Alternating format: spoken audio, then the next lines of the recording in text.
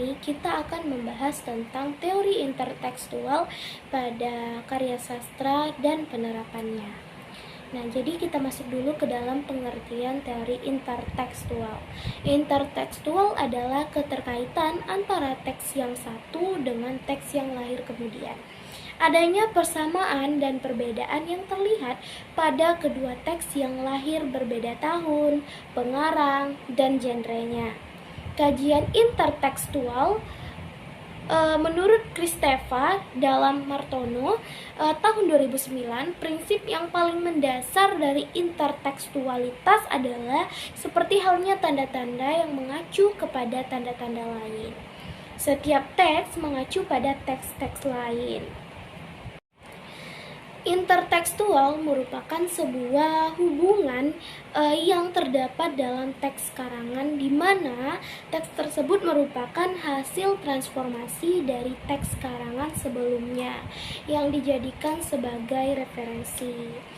Tujuan dari adanya kajian intertekstual ini adalah membandingkan aspek-aspek tertentu dalam karya sastra yang telah muncul sebelumnya pada karya sastra setelahnya.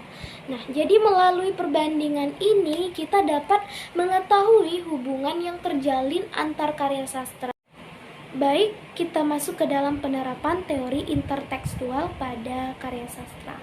Nah, di sini akan membahas 4 masalah, yaitu hipogram dan teks transformasi pada tema, tokoh dan penokohan, alur dan latar di dalam novel Sang Pemimpin dan Sepatu Dahlan.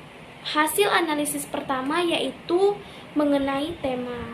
Nah, di dalam unsur tema, kedua novel ini memiliki keterkaitan yang kuat, di mana keduanya itu sama-sama mengangkat tema mengenai mimpi. Tema utama tersebut disertai tema kecil lainnya, yaitu tema keluarga, pendidikan, dan sahabat. Novel Sang Pemimpi bercerita tentang mimpi tokoh cerita untuk melanjutkan kuliah di Prancis. Dan novel Sepatu Dahlan bercerita tentang mimpi seorang anak untuk memiliki sepeda dan sepatu.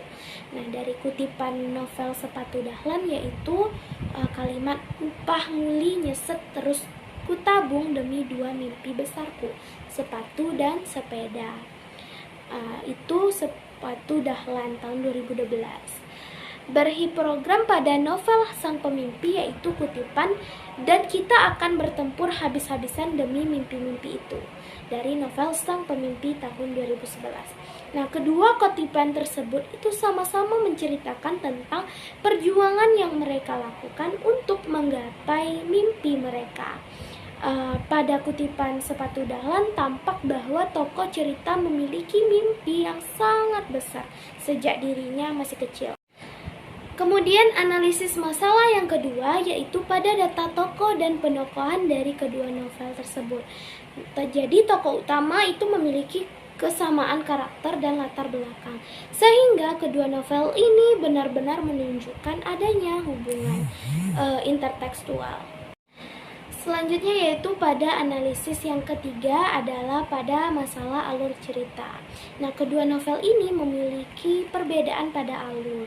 Novel Sang Pemimpi ini memiliki alur maju mundur dan Sepatu Dahlan ini memiliki alur maju.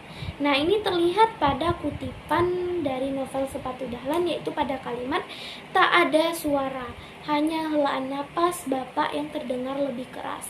Ibu juga terdiam, tak bereaksi apa-apa. Hening, senyap, suara jangkrik dan binatang malam di luar rumah terasa nyaring di telinga. Aku duduk, tertunduk. Jika bapak sudah berkata begitu, tak seorang pun di antara kami yang bisa mengubah keputusan itu.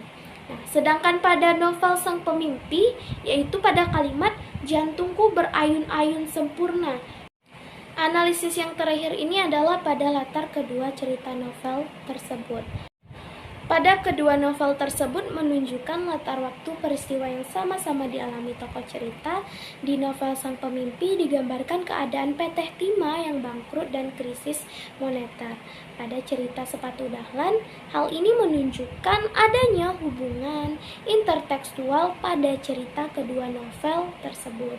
Nah, baik, sekian pembahasan dari saya mengenai teori intertekstual dan contoh analisisnya. Lebih dan kurang saya mohon maaf. Sampai jumpa di video selanjutnya. Terima kasih. Wassalamualaikum warahmatullahi wabarakatuh.